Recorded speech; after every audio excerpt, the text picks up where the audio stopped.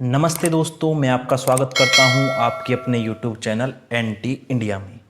और आज हम बात करने वाले हैं महाराष्ट्र सरकार और बीएमसी के दोगले सेकुलरिज्म के बारे में।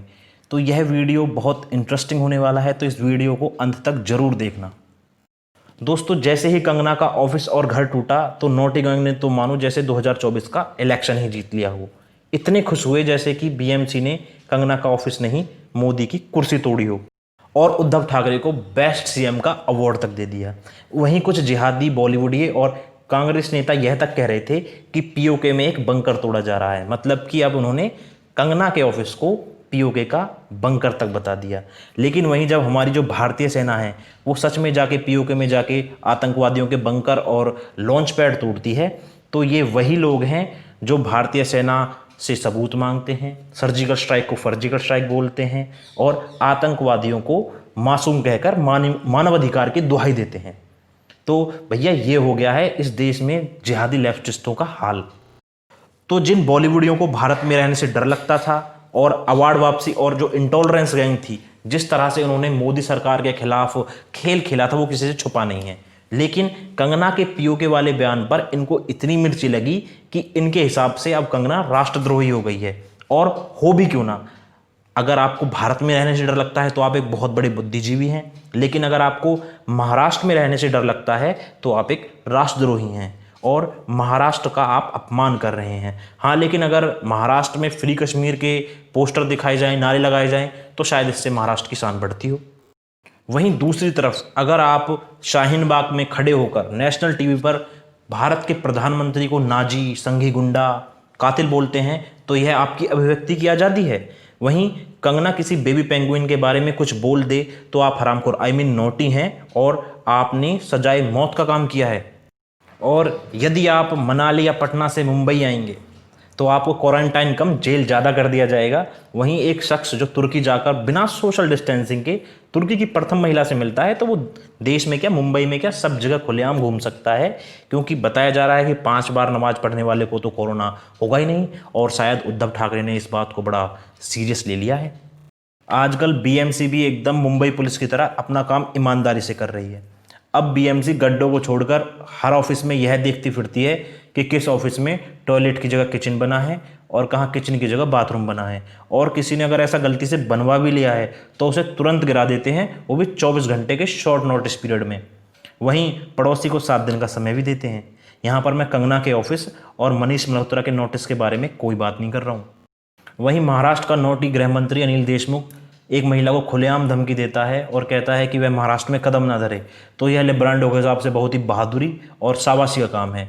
लेकिन सीए पर इस देश के गृह मंत्री को गालियां दी जाती हैं, तानाशाह बोला जाता है, हिटलर बोला जाता है, तड़ीपार बोला जाता है, तो यह उनके लिए फ्रीडम ऑफ एक्सप्रेशन है। और देश सेकुलर भी है और उनके हिसाब से देश किसी के बाप का भी नहीं है। तो भैया, ये महाराष्ट्र भी किसी के बाप का नहीं है, ना अनिल देशमुख का है और ना ही कंगना कोई पाकिस्तान या अफगानिस्तान की है जो महाराष्ट्र में नहीं आ सकती।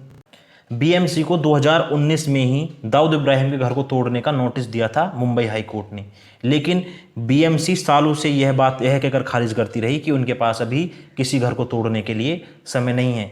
वहीं अगर कंगना की बात आती है तो 24 घंटे में उसको घर को तोड़ने के लिए उसके घर के सामने आके बुलडोजर को खड़ा कर देते हैं।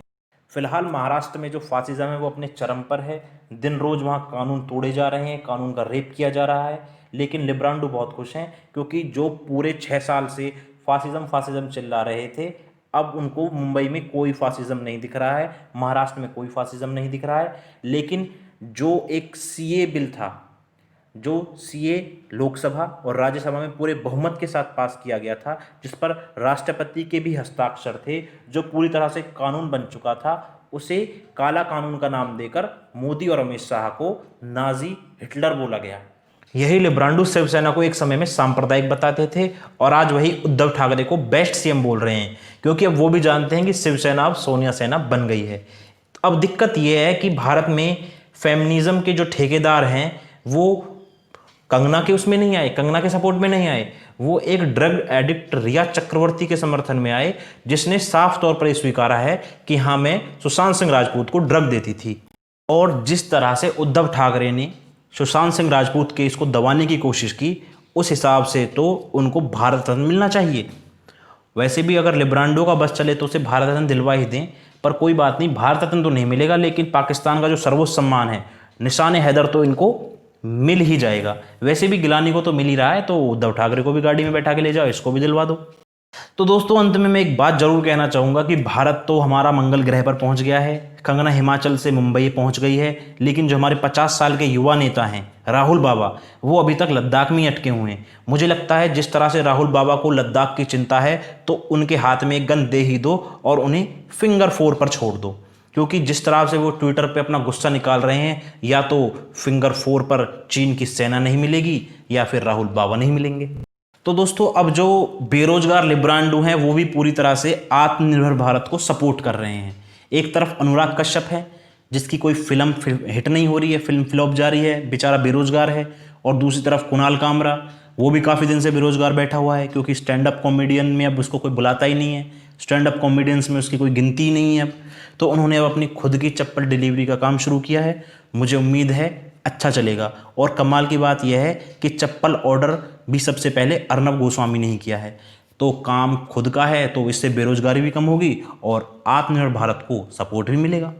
दोस्तों अगर आपको यह वीडियो पसंद आई हो तो ज़्यादा से ज़्यादा लाइक करें, शेयर करें, और पहली बार अगर मेरे चैनल पर आए तो चैनल को सब्सक्राइब जरूर कर दें और बेल आइकन को प्रेस करना ना भूलें, जिससे आने वाली वीडियो की नोटिफिकेशन आपको सबसे पहले मिल सके।